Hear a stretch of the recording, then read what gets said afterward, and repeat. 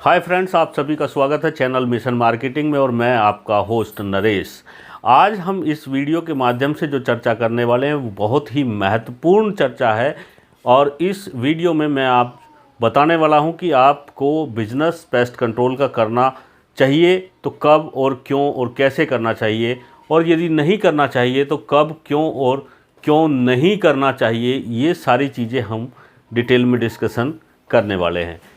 हमारे पास बहुत सारे कमेंट इस तरीके के आते हैं कि सर मैंने 10th पास किया है, 12th पास किया है, मेरी योग्यता जो है वो पूरी नहीं है, क्या मेरा लाइसेंस बन पाएगा, नहीं बन पाएगा, क्या मैं व्यापार कर पाऊँगा, पेस्ट कंट्रोल का बिजनेस हो सकता है कि नहीं हो सकता है, तो मैं कैसे करूं और किस तरीके से करूं। इस तरीके के बहुत सारे कमेंट्स जो हैं वो मेरे कमेंट बॉक्स में पड़े होते हैं।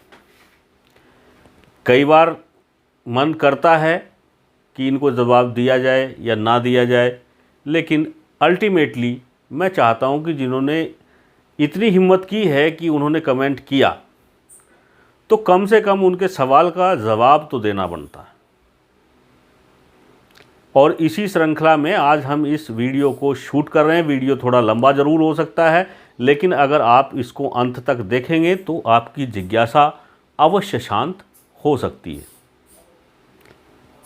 मूलभूत प्रश्न ये है कि पेस्ट कंट्रोल का बिजनेस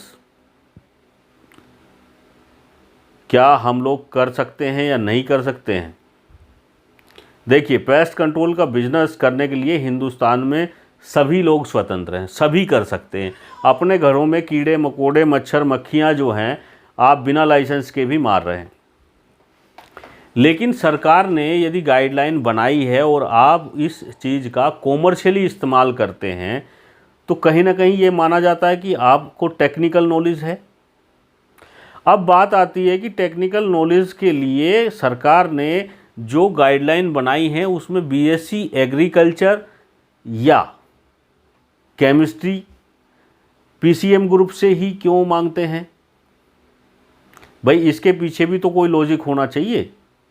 यदि एक अनपढ़ व्यक्ति या फिर जो है 8वीं 10वीं वाला व्यक्ति एज ए ऑपरेटर बन करके और काम कर भी रहा है और पैसे कमा रहा है, कंपनी चला रहा है, तो उसमें और बाकी जो डिग्रीधारी हैं उनमें क्या फ़र्क है? तो फ़र्क जो है वो सीधे सीधे ये निकल के आता है कि तुक्का कभी कभी लगता है, और जो टेक्निकली चलते हैं, जिनको नॉलेज होती है, वो हमेशा सफलता की ओर ही बढ़ते हैं। यानी कि कोई डाउनफॉल के चांसेस नहीं होते हैं यदि आप टेक्निकली साउंड हैं। आपसे कोई प्रश्न कर ले तो आपके पास उसका जवाब है। यदि फील्ड में काम करते वक्त कोई गलती हो जाए तो वहाँ आप उसको टैकल कर सकते हैं। आपको उसकी रेमेडी पता है, आपको उस जहर का पता है, जो जहर आप वहाँ प्रयोग कर रहे हैं कि उसकी कैपेसिटी क्या है। आपके पास ये नॉलेज है कि यदि वो जहर गलत डायरेक्शन में प्रयोग हो गया है तो सामने वाले को कैसे बचा सकते हैं, या आपके ऊपर ही वो जहर का प्रभाव शुरू हो गया है तो आपको क्या मदद लेनी है, कैसे बचना है, वो सारी चीज़ें आपको टेक्निकली सिखाई जाती हैं। जो बीएससी एग्रीकल्चर होता है उसमें एक साल एक सब्जेक्ट में केवल इंसेक्ट पेस्ट के बारे में ही पढ़ाया जाता है। वहाँ जो है जितनी इंसेक्ट होते हैं उनके जीवन चक्र, कैसे वो काम करते हैं, किस अवस्था में वो रहते हैं, कब कितने घातक होते हैं, वो सारा उनका पढ़ाया जाता है। एंटमोलॉजी सब्जेक्ट होता है एग्रीकल्चर के अंदर, जिसमें ये सारी चीज़ें जो हैं उनको डिटेल में पढ़ाई जाती हैं। तो जिस व्यक्ति ने बीएससी एग्री किया हुआ है उसको इन सब चीज़ों को दोबारा से सिर्फ रिव्यू करना होता है समझने के लिए, तो वो पढ़ाई पहले ही कर चुका होता है। एग्रीकल्चर में केमिस्ट्री भी एक चैप्टर है, वहाँ जो है केमिकल्स के बारे में भी पढ़ाया जाता है। पैथोलॉजी भी एक सब्जेक्ट है उनका, उसमें उसको जो भी पैथोजन होते हैं, पेड़ पौधों में जो भी बीमारियां लगती हैं, किस तरीके से लगती हैं, किस तरीके से फैलती हैं, कैसे उनका विस्तार होता है, कैसे रोकथाम की जाती है, कैसे उनके लिए आप जो है सॉल्यूशंस तैयार करते हैं, उनका सारा बेसिक्स जो है वो वहाँ से क्लियर हो जाता है।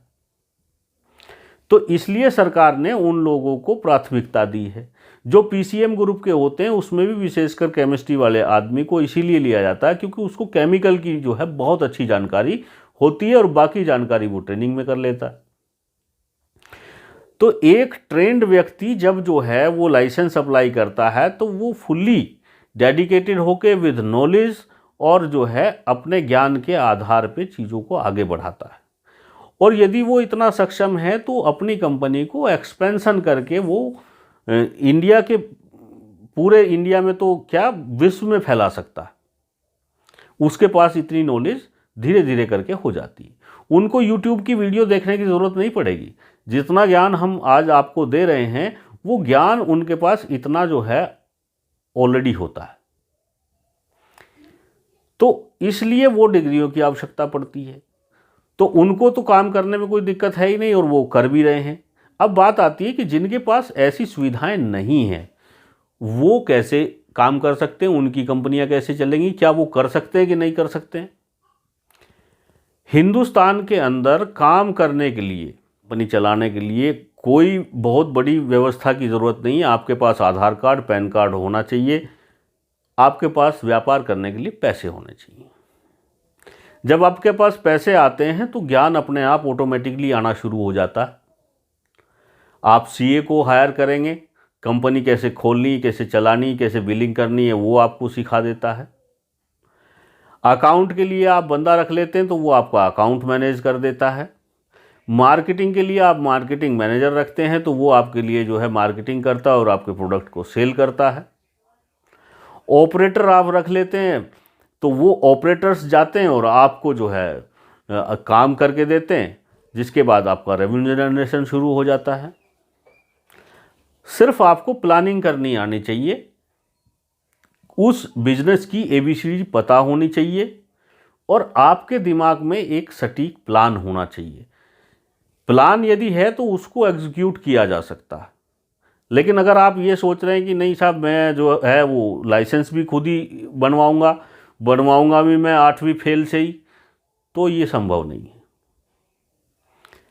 आप ट्रेनिंग करें या ना करें, आपका लाइसेंस बने या ना बने, लेकिन सरकार की जो गाइडलाइन है उसको आपको कंपलसरी कंप्लीट करना ही होगा यदि आपको एक नंबर में और सही तरीके से व्यापार की नींव रखनी है और उसे आगे तक ले जाना है। तो ये अलग की बात है कि आप उसको हायर करके अपनी कंपनी में दिखाते हैं या आप खुद उतनी मेहनत करके वहाँ तक पहुँचते हैं। आपकी इच्छा शक्ति, आपका दृढ़ संकल्प ही आपकी कंपनी को स्ट्रॉन्ग बनाता है।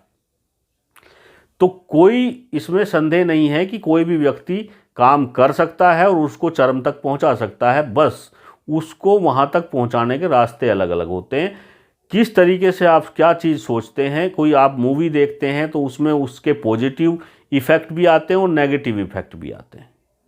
पेस्ट कंट्रोल का बिजनेस बहुत कम पूंजी से स्टार्ट हो जाता है, लेकिन ये इतना छोटा भी नहीं है, इतनी कम पूंजी से भी स्टार्ट नहीं होता है कि आप जो है जहाँ खड़े हो जाओगे वहीं से शुरू हो जाएगा। स्ट्रगल इसमें बहुत ज़्यादा करना पड़ता है।